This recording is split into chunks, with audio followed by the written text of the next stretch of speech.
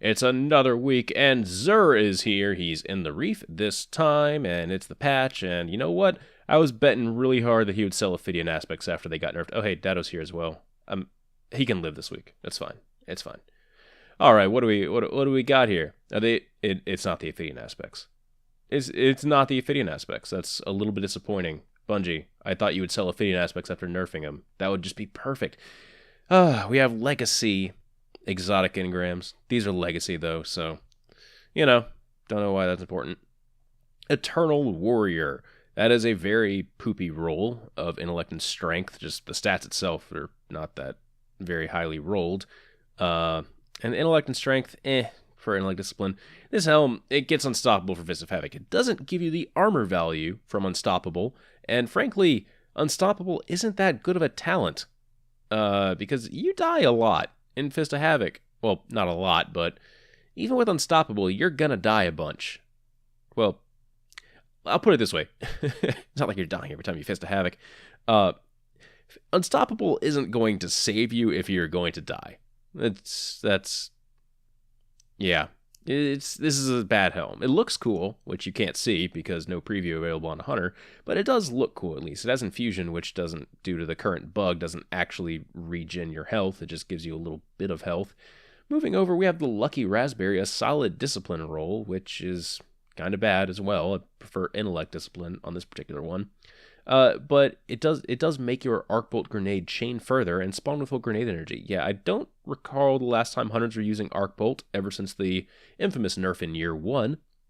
However, spawning with full grenade energy is still very much a viable thing to have. Void Recovery, Arc Armor, we got Scout Rifle, Shotgun. Yeah, no, I'd say pass this week. This is not very well rolled. And then, I mean, unless you really need this chest piece to have grenade energy every time you spawn in, I'd pass. I'd just pass completely.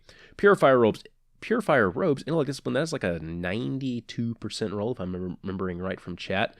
It does have sniper special ammo, heavy ammo as well. Carry more ammo for heavy weapons. I like that for PvE. And then Burn Brighter, activating radiance from death disorients nearby enemies.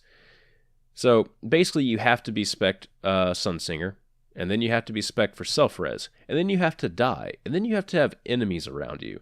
This is the very definition of like a niche perk. And man, when it works, it's cool. When it doesn't, it's pretty bad. It's a little bit disappointing. But I think I've been surprised by Purifier Robes maybe twice in my entire career of Destiny. These do allow you to carry more like special ammo and heavy ammo overall, though, so that is the one benefit to them, is that they would be pretty good in PvE if you want to carry a bunch more ammo. Moving on, we have Hard Light. With the most recent auto rifle buff, yes, I said buff, not nerf, amazing. This one, I've seen it being used a lot more. However, I think it's just people using it to try to experiment with it. The cool thing is that Volatile Light, rounds fired from the weapon have no damage fall off, over penetrates targets, and they also ricochet off hard surfaces. So you will shoot through targets, and you will also, it has no fall off damage. Well, kind of. When I did my tests way back when, it does have fall off damage, but it's just at such a stupid range that, you might as well say it doesn't have fall off damage. It's basically like across an entire zone in PvE, you'll start to see some fall-off damage. But yeah, the over-penetrating rounds is pretty cool, and the ricochet, again, is pretty cool. In some situations in PvP, you can absolutely destroy someone if, like, you shoot at them and then it ricochets off a wall behind them back into them. That's, like, the absolute best-case scenario. Most of the time, you just give your opponents a dazzling light show as they kill you, though. The one bad thing about this gun, the screen shake is absolutely unmanageable, in my opinion. Even if you go for CQB ballistics, fitted stock to give yourself as much stability as possible, your screen is going to shake around so much.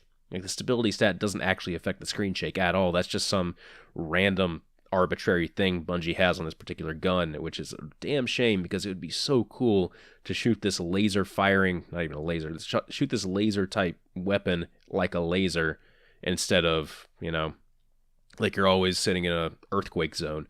So Hard Light, pick it up if you want it. It's cool. I definitely like the light show that it can give. but otherwise, I'll pass. Blue plasma drive, green emerald coil drive, heavy ammo synthesis, 1 for 3, heavy ammo synthesis, 10 for 3, 3 of coins, 5 for 7, glass needles, that's a whole bunch of requirements to buy those glass needles to re-get those. Mozilite and exotic shards, there we go. Alright, kind of a disappointing Xur week yet again. Dado is here. I wonder if I can push him off yet again this week. That would be cool. Unfortunately, there would be no way to actually hear him.